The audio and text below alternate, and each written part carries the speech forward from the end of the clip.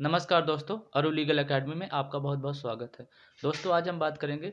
कि जो ज़मीन कब्ज़ा विवाद है, उसमें कानून क्या कहता है, कानून उस विषय में क्या सोचता है, कानून की क्या प्रक्रिया होती है। जैसे किसी व्यक्ति ने आपकी ज़मीन पर कब्ज़ा कर लिया है और काफ़ी समय से कब्ज़ा कर लिया है, आपको जानकारी नहीं थी या जानकारी होने के बाद भी कई बार कुछ दबंग लोग या बाहुबली टाइप के लोग कहें तो, जैसे मान लीजिए आप अकेले हैं, घर में कम लोग हैं, लेकिन कई बार जो सामने वाली पार्टी जिसने कब्ज़ा किया है, वो दबंग टाइप के हैं और उनके घर में ज़्यादा लोग हैं, तो वो कई बार दबंगाई से किसी के साथ भी कोई भी ज़मीन जो होती है, कब्ज़ा कर ली जाती है। तो उसमें कानून क्या कहता है दोस्तों, जो कब्ज़ा विवाद होता है, उसको किस प्रकार से आप निपटा सकते हैं और कौन-सा कब्ज़ा, उसमें क्या कंडीशन होती है, कब्ज़ा कितने प्रकार का होता है दोस्तों। तो इससे जैसे कानून किस प्रकार से काम करता है, इन सारी बातों को कवर करते हैं। और जो लिमिटेशन एक्ट की धारा 65 है, जो लिमिटेशन एक्ट का जो कानून है 1963 का, उस कानून के अंतर्गत जो कितनी समय सीमा निर्धारित की गई है कि जैसे प्रॉपर्टी पर कोई व्यक्ति कब्ज़ा कर लेता है, तो कितने समय से कब्ज़ा होना चाहिए और कब्ज़ा किस प्रकार से होना चाहिए, जिससे जो भी प्रॉपर्टी विवाद में आ जाती है तो उसको किस प्रकार से उसको खाली करवा सकते हैं, या कानून क्या है, कोर्ट क्या सोचता है उस बारे में।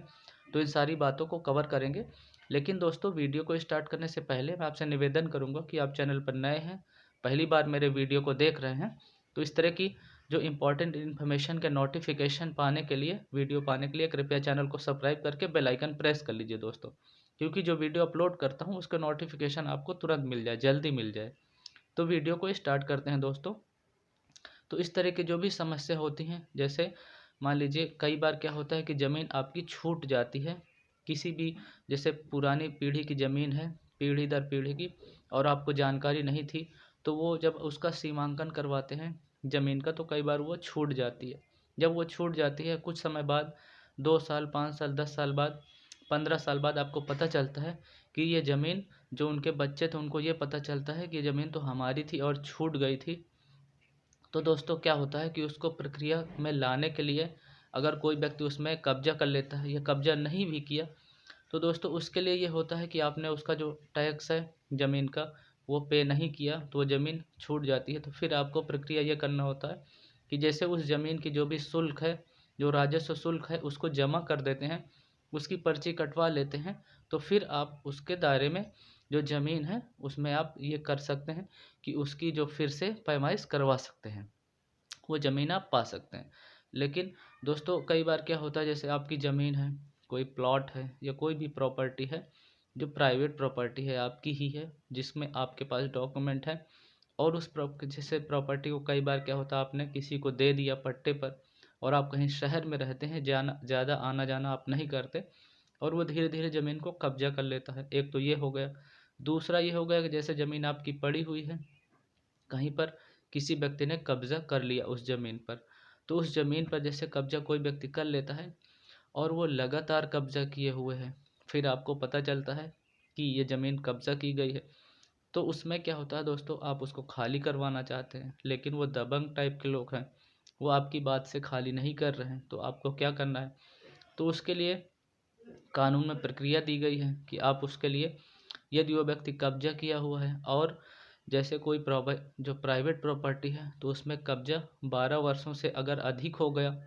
तो फिर प्रॉपर्टी में टाइटल पाने के लिए जिस व्यक्ति ने कब्जा किया है वो क्लेम कर सकता है, वो न्यायालय में जाके ये मांग कर सकता है कि इसमें मैंने 12 साल से प्रॉपर्टी में कब्जा किया है। लेकिन कब्जा ऐसे नहीं होना चाहिए। कब्जे करने के बाद क्या होता है कि कोई व्यक्ति उसमें घर बना लेता है, या कुछ लोग जैसे उसमें कनेक्शन ले लेते हैं बिजली का, या अन्य तरीके से टीन शेड भी डाल लेते हैं, फिर वो प्रॉपर्टी को पाने के लिए क्लेम कर देते हैं न्यायालय में, फिर आपको समस्या होती है। तो इसलिए जो कानून है दोस्तों, इस प्रकार में ये सोचता है कि अगर कोई दबंग टाइप के लोग हैं, उनके पास बहुत सारी प्रॉपर्टी, उसके बाद भी किसी की ज़बरदस्ती प्रॉपर्टी कब्जा करते हैं,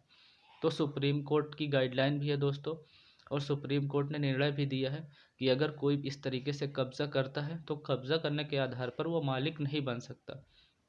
लेकिन जो व्यक्ति कब्जा किया है उसके भी कुछ कानून में अधिकार दिए गए हैं। अगर उसने 12 वर्षों से अधिक समय से कब्जा कर लिया है, और उसने वहाँ पर वाटर बिल का अगर कनेक्शन है उसके पास, यानी पानी का बिल का कनेक्शन है, और बिजली के बिल का कनेक्शन है, उसने घर बना लिया है या टीन शेड डाल लिया है, तो ये भी कब्जे के दायरे में ही दोस्तों आता है। तो वो अपना मालिकाना हक पाने के लिए न्यायालय में सिविल वाद ला सकता है। जो लिमिटेशन एक्ट के जो सेक्शन है,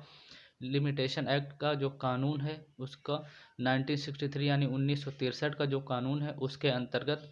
वो व्यक्ति मालिकाना हक पाने का क्लेम कर सकता है न्यायालय में। तो आपको समस्या हो सकती है, लेकिन दोस्तों न्यायालय ने सुप्रीम कोर्ट में ये कहा गया है, सुप्रीम कोर्ट ने गाइडलाइन भी दी है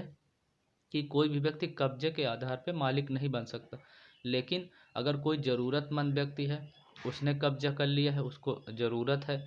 उसको भी देखा जाता है। अगर उसने 12 वर्षों से अधिक समय से कब्जा कर लिया है और जो चीज़ें मैंने बताई अगर वो उनको फुलफिल करता है तो वो भी मालिक बनने का अधिकार रखता है दोस्तों। उसको भी ध्यान रखती है कोर्ट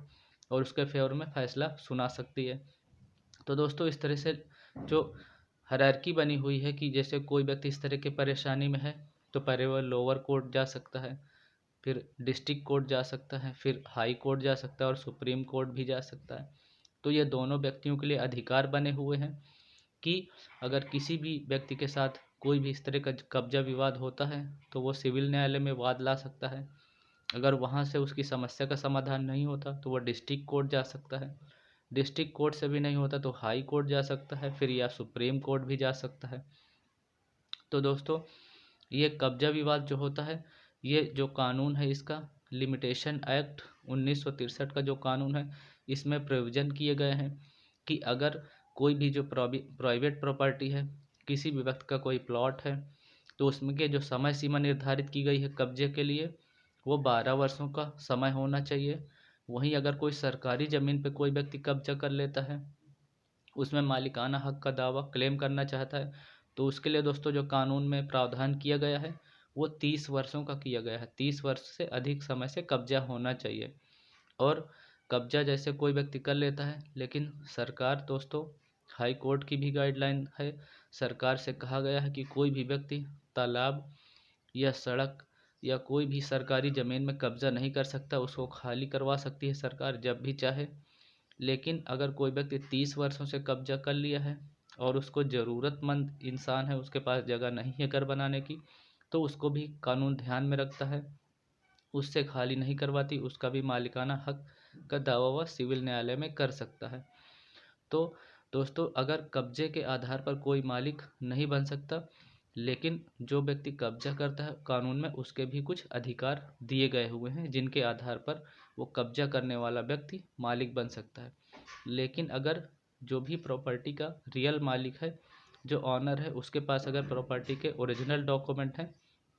तो सुप्रीम कोर्ट ज़्यादातर मामले में कहा है कि जो पक्ष में जो फैसला आता है वो जिसके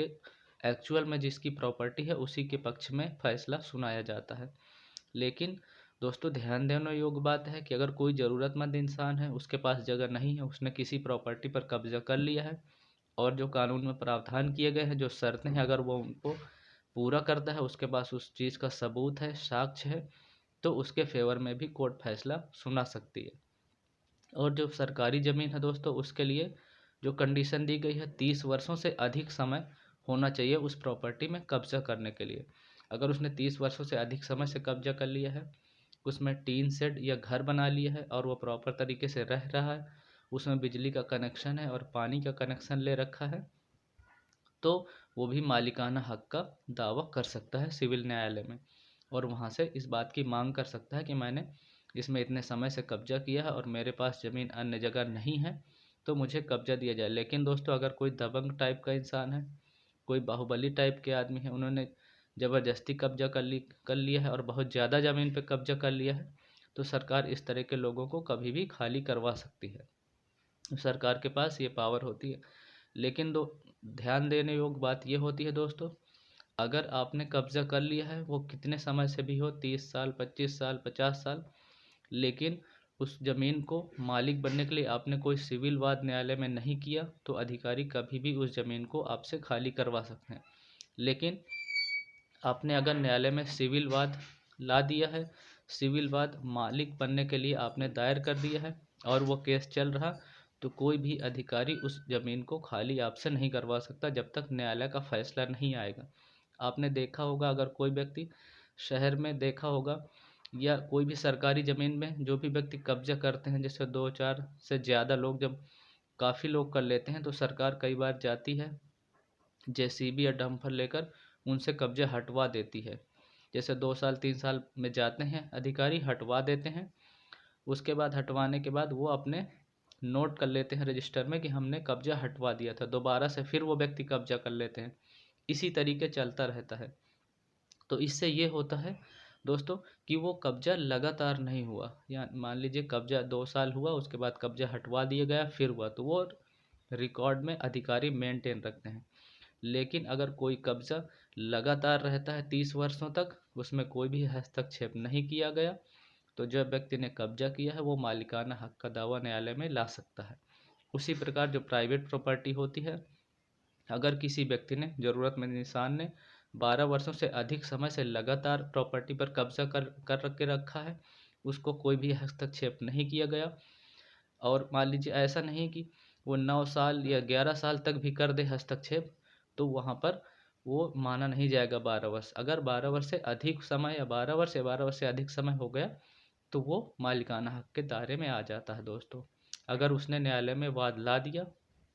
तो फिर जब तक फैसला नहीं आएगा उसमें कोई भी अग्रिम कार्यवाही कोई भी अधिकारी नहीं कर सकता। तो दोस्तों, न्यायालय की तरफ से भी ये गाइडलाइन है,